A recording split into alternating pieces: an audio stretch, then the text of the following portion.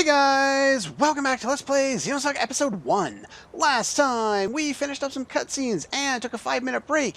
And immediately after that 5-minute break, Gnosis attacked the Foundation. So today we're not going to go deal with that. Today, we're probably going to spend most of the day looking at a few of the things in the database. Unfortunately, if you're not interested in that, you can right out skip it if you want to. I'm going to try and jump through this stuff quickly, but we all know how good I am at trying to attempt that stuff.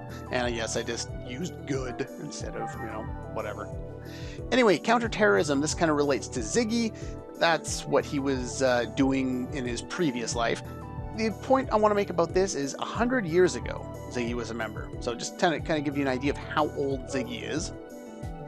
The actual information there is not particularly important. Dragon Skull. This one relates back to something from quite a while ago. It's a railgun capable of firing various types of ammunition. KOS-MOS used the gun to fire a signal transmitter to notify Vector headquarters of the Gnosis transfer coordinates. This was when they that big whale took off with the the Zohar emulator when the Woglinde during that whole incident. For whatever reason, I didn't check this out earlier, or we didn't get it until later. These update themselves over time, so you don't always get to check them out when you would most like to. And since I didn't want to bog anyone down by going in here and checking every 5 minutes, I'm just gonna kind of go over little bits here and there. Fabronia was the Realian we just met. The interesting note is the last line there. She may have also had some connection to Virgil. If you do remember when Virgil was about to die, or when he was dying after being shot by KOS-MOS, he envisioned a flashback and said either Feb or Fabronia, and if you go back and watch that episode, the character that he envisions does look a lot like Feb. So we'll see how that turns out. Let's see, 5th, Jerusalem. This is the name of the capital planet of the Federation.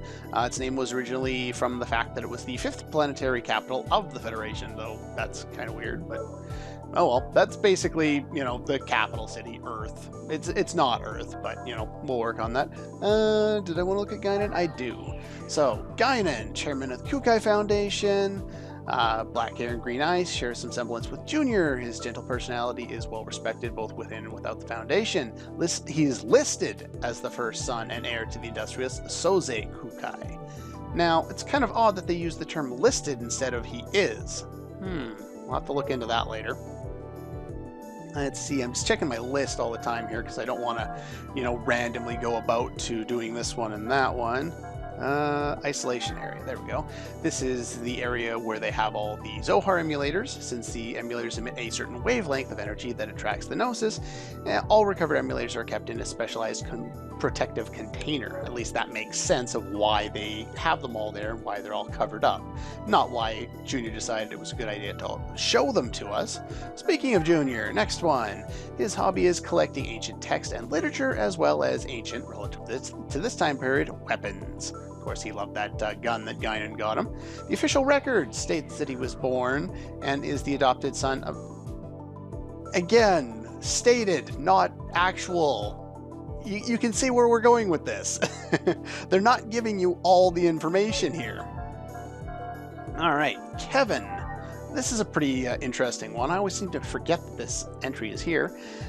He was Shion's immediate superior, as well as her boyfriend, both killed 2 years ago during the incident when KOS-MOS went out of control. Since they don't outright state in the game that they were an item, this is where they finally do it.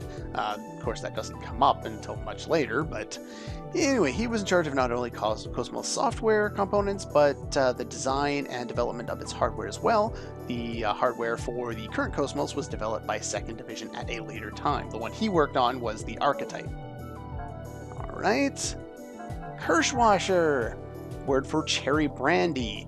Observational Realian created by Joachim Mizrahi for the purpose of collecting data for the prototype Momo. If you remember, this was the one with albedo. The white-haired guy, the crazy guy that in the last episode or the one before, whenever it happened, basically had one slump over in front of him, presumably dead. Yeah, their whole job was to collect data so that Momo would be a better prototype.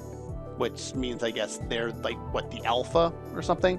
They're the alpha version, Momo's the beta, and then they're going to go and get the main game going after, something like that, anyway. All right, Kukai Foundation number 2. It's a special organization established soon after the end of the Militian conflict. Its sole purpose was to subjugate the UTIC organization. Yes, this is where they didn't flat out say it before, this is where they're coming into it now, which is why Junior was pretty happy when he got to go and beat the crap out of a bunch of UTIC soldiers. Basically some other information that we've already kind of shared into. The fact that Vector is one of its primary investors explains why the lion's share of the equipment installed on the Drandle is made by Vector. The 100 series has something to do with Vector as well. I'm not sure how much they've gotten into that yet, but there's some amount that's related to them. I think they construct the bodies or something. We already looked at that one before, so the variant is a term which encompasses individuals or their descendants who have their DNA, neural structure, or other biological components heavily modified. Some may display extraordinary physical abilities or superhuman powers. In the case of Trankov, he was part of a super soldier program developed by a certain branch of the military. Yes, this is a Captain America reference. He was created via artificial insemination and equipped with several modifications before being sent off into battle. So yeah, basically he's, I guess, Captain America gone wrong, or maybe it's a reference to the Red Skull. I haven't read the comics, so I don't know. All I know about Captain America is movies, Spider-Man cartoon, and, you know, random stuff that I hear. Pretty much everything I hear is random, so... Anyway, Lost Jerusalem, the home world of mankind, which was lost thousands of years ago, aka the Earth. In this age, not even the actual location is known. So, there you go. When they mention Lost Jerusalem, they're referring to Earth at the start of the game, really.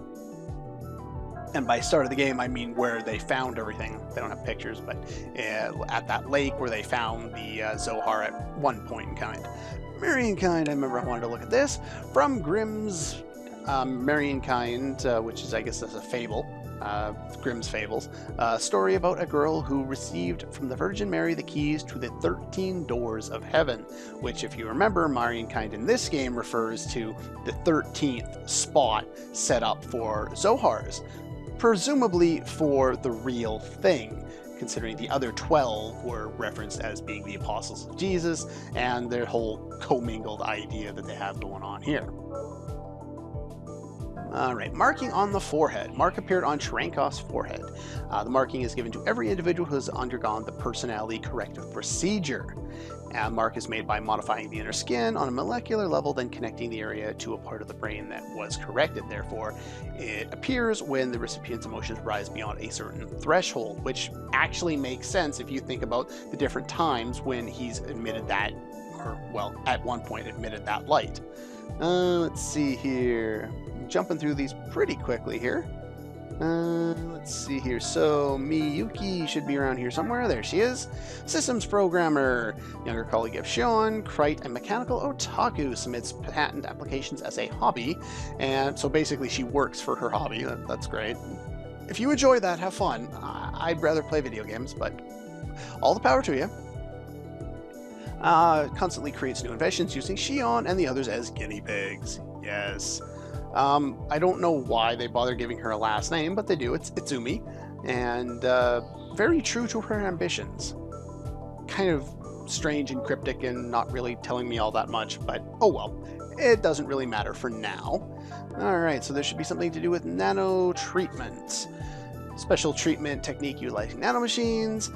Momo tried to treat Trankov's injuries with nanomachines capable of cellular restoration. However, Trankov adamantly avoided treatment for fear that it would trigger a violent reaction to the chemical which controls his emotions. So that at least explains, like, Ziggy tried to explain it off to make Momo feel better, but in this case, Trankov had a good reason for not wanting that treatment.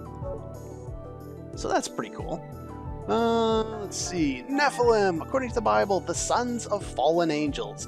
Now, spoilers ahead for Diablo, the Diablo universe. I'm just going to talk about that briefly. But if you read the Sin War by Richard A. Knack, it's a three-part trilogy of books that was released between Diablo 2's release and Diablo 3. And they use the term Nephilim, they spell it differently, to refer to humans in that one. And throughout those books, they do explain that the idea of these humans, or the Nephilim in particular, were offspring of a merger of angels and demons. So seeing that and all that stuff is pretty cool in the reference to Diablo. In reference to this game, I'm not exactly sure how that kind of compares based on what I know. Then again, I haven't finished redoing Xenosaga 3 yet, and I don't remember most of the plot from areas I haven't been to yet, so. Alrighty then, so personality, reconditioning facility. This is where Trankov was committed, purpose to literally recondition an individual personality by processes such as altering neural networks or placing implants that regulate hormone production. Basically, in this age, criminals are subject without exception to this procedure. Basically a way of controlling evil people in this day and age. Now this one, just a side note here. The central supercomputer owned by the Yuriev Institute, in turn, our research facility built by another giant business conglomerate rivaling Vector, the Hyams Corporation, or group, or whatever you want to call it in this version. Now, this won't come up until the third game, and in the third game, they're going to act like we already know who this group is. So just kind of be aware, this is the reference they make to this group in this game, and then we'll see it in Game 3. So yeah, something there I wanted to mention. Yeah, this is kind of funny. It seems to refer to a certain action relating to the capture of the Zohar. We hope to resolve the mystery by the time Junior is introduced. Fourth wall, guys. Fourth wall. I have no problem with fourth wall jokes. I find them hilarious most of the time. Oops, I'm breaking the fourth wall. Down, down, down, down, down, down, down, down, down. Sellers. Sellers was the man with the motorized sunglasses, the guy with like pinkish hair that was talking to Margulis. His appearance and demeanor indicate he is a scientist of some sort. The fact that he spoke to Margulis as an equal indicates that he was also a very high-ranking individual, but he is otherwise a mystery, considering they didn't even give him a name in the cutscene. And we won't see him again until episode 3. Get used to hearing that. Alrighty then, what else we got here? Shion's father. High-ranking official in the Federation's Ministry of Energy, served as a supervisor, I can speak. To what exactly his job entailed, or what operations he was supervising, remains to be seen in following episodes, a la episode 3. You can see where we're going with this. Let's see here, type. Where are we? Type 7 personality correction. Basically, this is what was given to Trankov, or at least one of them. Entails implanting nanomachine in the brain to suppress emotional impulses, and however, there are a few individuals who are not cured by this, and even more extreme procedures type 8 and type 9 are available. And then they have a little blurb about the ratio of violent offenders that are male versus female now in our time, a la 2001 or 2003, whenever this game was released, versus what they put out in this game. Udu! The entity depicted as massive shockwave originating from old Miltia in the futuristic vision shown to Shion by Nephilim. Judging from the words of Guinan, Helmer, Wilhelm, it is clearly related to the incident which occurred 14 years ago, a la the Miltian conflict. Nephilim claims that this wave is a living consciousness, but the truth is yet to be revealed. And that will be confusing throughout the entirety. Even though it is definitely dealt with a lot in episode 2, we have no idea what's going on until at least halfway through Xenosaga episode 3. So yeah, they're going to keep it a mystery, though they did this with other things in Xenogears, and it didn't really hamper the plot. It's just easier to play a game when you understand what's going on, you know? Alright, so we have UTIC. The official name is the Unknown Tertiary Intervention and Creation Agency. Okay. Is that going to be important? Oh. Agency connected closely to the Miltian conflict, and yeah, so they were in obscurity for decades, reappeared right before the game begins. Independent organization not associated with the Galaxy Federation, it nevertheless boasts a level of technology and military force that far surpasses those of the Federation government or military. Its origins can be traced back to the Mizrahi Neuroscience Institute, which means that Joachim Mizrahi is the agency's founder. However, the connection between him and Margulis is yet unknown. The connection I won't get into, but the fact that Joachim Mizrahi is being blamed for so many things at this point and being called a madman kind of seems like it might be true. Look at all the evil stuff this guy has been involved in. Poor Momo. Alright, so there should be violation of protocol. This was mentioned a few episodes back when before the last dungeon, so quite a few episodes back. But the records within the subconscious domain are part of Vector's most highly classified information. Story, Alan declares that we can't duplicate them for whatever. But actually the motive behind the duplication is to clear any suspicion toward the Foundation, of which Vector is a primary investor. So it makes sense that they wouldn't have any problems with it. The only requirement would be to, of course, censor appropriate information. However, Shion decided the current situation qualifies as an emergency and took it upon herself to move forward, which is why in the last episode she said that she was going to get fired, which I said she wasn't going to, and I hadn't read this in a while, so yeah, she's definitely not going to get fired. Let's see here. Whitening.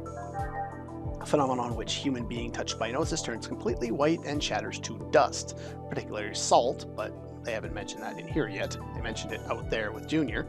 Shion and Trenkov have both experienced a near whitening. Trenkov later transformed into a Gnosis, but whether Shion will do so is unknown.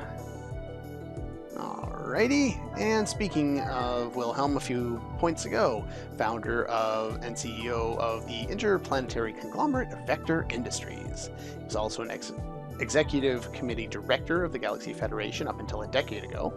Like Chaos, his origins and personal history are shrouded in mystery. Man in a secret cloak, his advisor and aide is ever present at his side. The strains of Wagner, I can't speak German, can always be heard in his office. Don't mind Wagner's work though, but I definitely don't.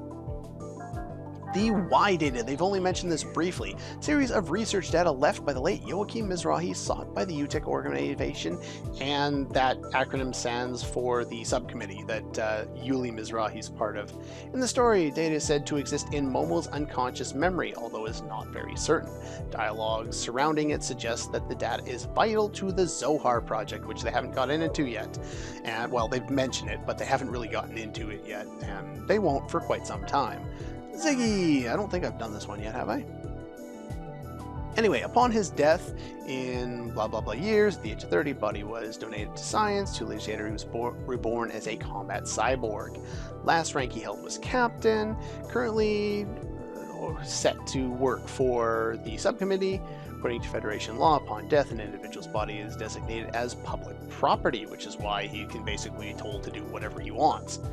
His thinking is in direct contrast to Momo, who longs to be human. Ziggy constantly strives to turn himself completely into a machine through placement tune-ups and eliminate his human parts piece by piece. His looks belie his extremely old age, as we figured out earlier. His former name was Jan Sauer, or Sawyer, however you want to pronounce that. And finally, Zohar, the mysterious golden object, and the focal point of the story throughout the entire Xenosaga series. The word originates from Zohar, the Book of Splendor, a central literary work of the Kabbalah. And with that being said, that is all the database stuff we are going to do for today. We don't have a lot of time left. Sorry it took another episode, but I do want to go over some of this stuff because I think it is important to learn these extra little bits about the game. For some reason, every time I run up there, that police officer runs away.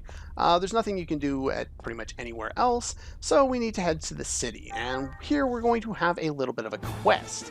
And finally, music. Thank you. Of course, this is pretty much the only dungeon music they play half the time. They play this one on the Woglinde, and that's the only dungeon they've actually put music into the game for so far, save for this. Anyway, if there's anything you need, I'll sell it to you. He doesn't have anything of value. There's still 13 people that need to be rescued, so that's going to be our plan of attack.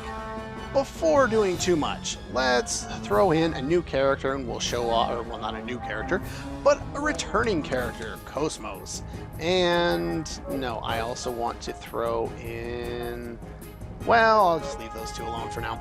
I do want to show off some of the new techs that we got, so we're just going to run through there pretty quickly. Unfortunately, I don't have enough to upgrade speed on X-Buster, but I do want to get rid of the wait time. That would be helpful.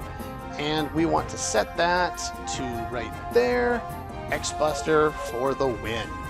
Now, you use tech points on Mystic Nocturne. Yes, please.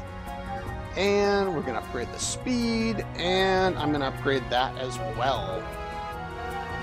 Pretty much in this area, we don't really need too much for single targeting. Most of our single targeting techs are going to do about as much as our non-single targeting ones. So we're just going to go like that, and we're going to put Storm Waltz on there because that's going to be helpful. And you learned Arctic Blast. You know what we're going to do with Arctic Blast? Pretty much the same thing we did with Angel Arrow.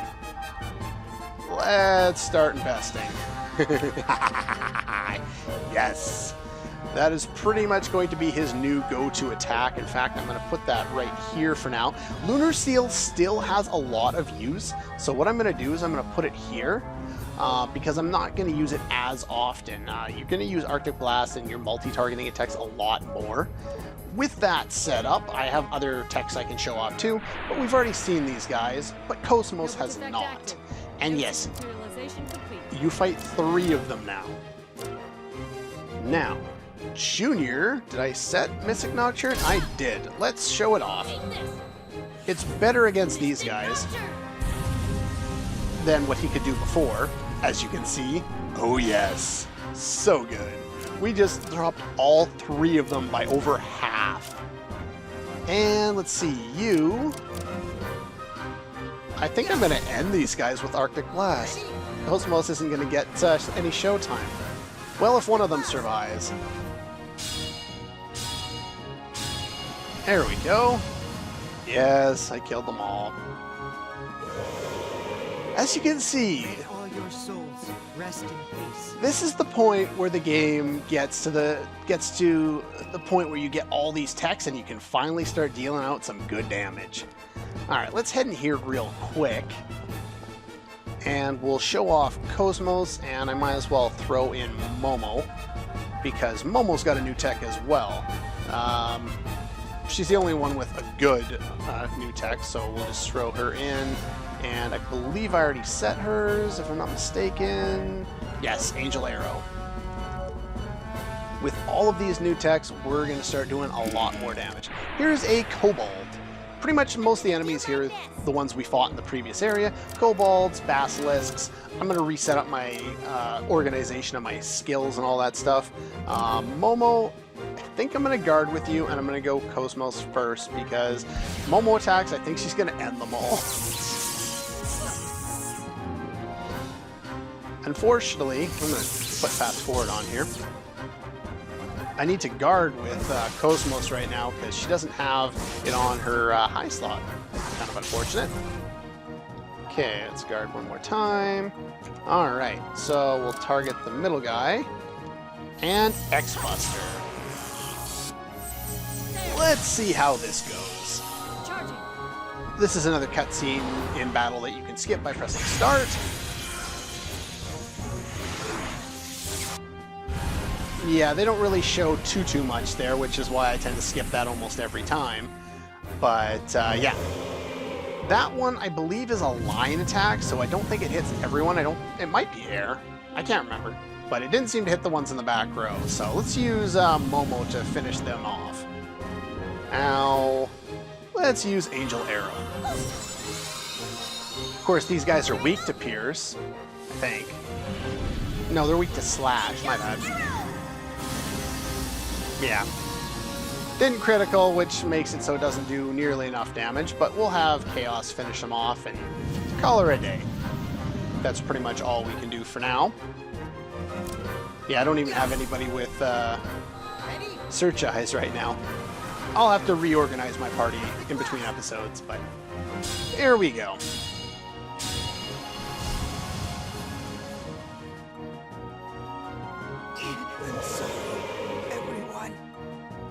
he made a dying sound effect, which was kind of weird there. Do note that some of the battle quotes as you end the battle will change if your characters are low on HP. But I'm not particularly interested in showing any of that kind of stuff off just because it takes time and all that stuff. And I waste enough time in the database as is. So that's all for this one, and we'll see you guys next time.